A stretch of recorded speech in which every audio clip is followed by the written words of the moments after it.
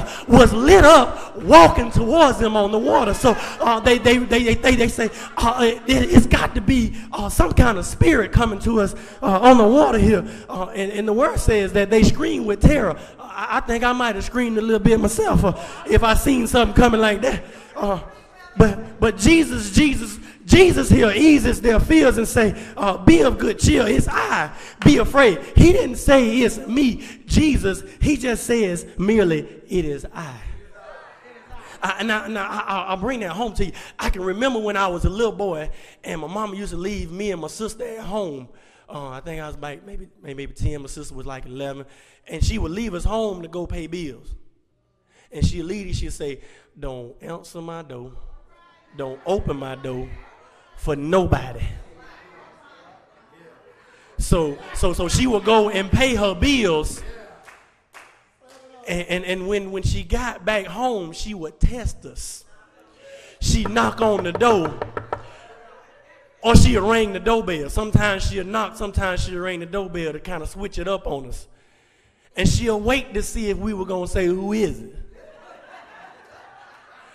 And after she done knocked for a few minutes, she'll finally say, it's me, open the door, boy. And right away, I didn't have to say, well, is that my mama? I didn't have to wonder who it was at the door. I didn't have to know if it was a stranger. I don't have to say, well, is it you, mama? When she say, boy, it's me, open the door, I knew her voice. I didn't have to worry about it. So when they said, it's I, they knew it was him. It eased their fears just like that. And when you know the master is talking to you, you don't have to worry about, is it you, Lord? You just know it's him.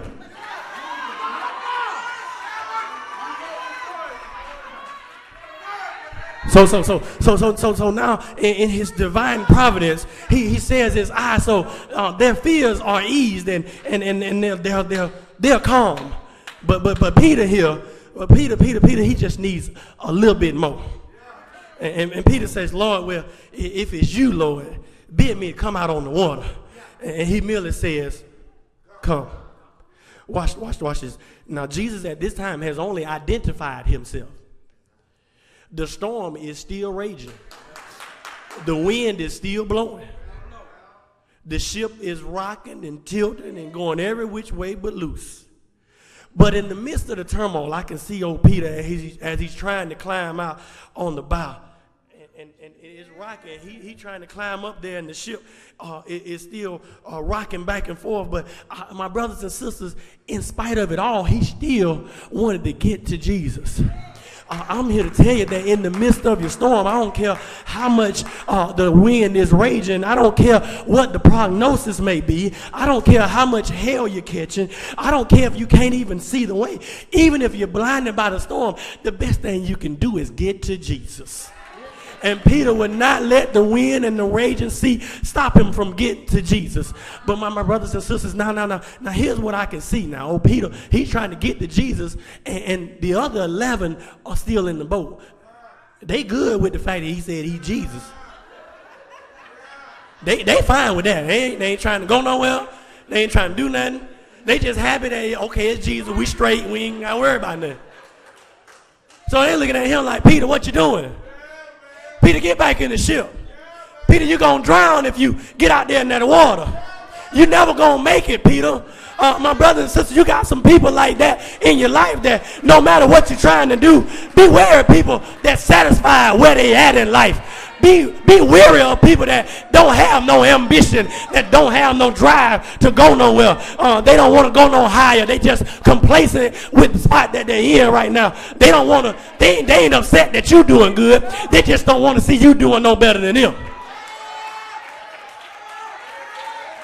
But I stopped by to tell you this morning that you're the only one standing in your own way. Jesus said, come. So you standing in your own way. If you want to start a new business, Jesus said, come. If you want to invest in some real estate, get you some property, Jesus said, come. If you want to get promoted on your job, Jesus said, come. If you want to start a new ministry or be a ministry head, Jesus said, come. I see Peter here stepping over the bow, and I hear him say, "Get back in the boat, Peter. Get back in the boat." But by now, Peter's feet done already hit this water. Now, Jesus, he ain't start walking. He's still moving towards Peter.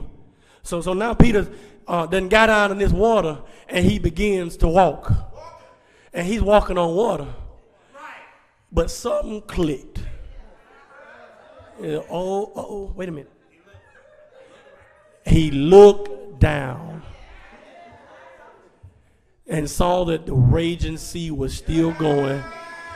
I can believe he even looked back and saw the boat with them safe in the boat, with it rocking the way it was. He said, "Oh, Lord, I done messed up now." When he looked around, he took his eyes off Jesus and he began to sink. But I stopped by to tell you that's what his problem was. He took his eyes off Jesus. When you got your eyes focused on Jesus, you ain't got to worry about ever sinking. If you keep your eyes focused on your purpose, don't worry about what people saying all around you. Don't worry about the naysayers, because I'm here to tell you that when you stop to respond to what people got to say, then you take your eyes off what Jesus has already told you. He told you to come, so why you worry about what they got to say? I'm finished. Last thing I just want to share with you. Is that when he began to fail, he just reached out and said, "Lord, save me."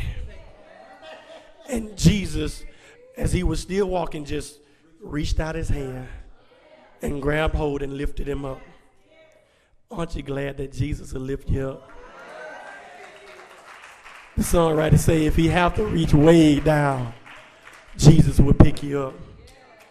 If you're stuck in sin, Jesus will pick you up. If you've lost your way, Jesus will pick you up. If you have any kind of addiction, anything that's not of God, Jesus will pick you up if you have to reach way down. God bless you. It's my prayer.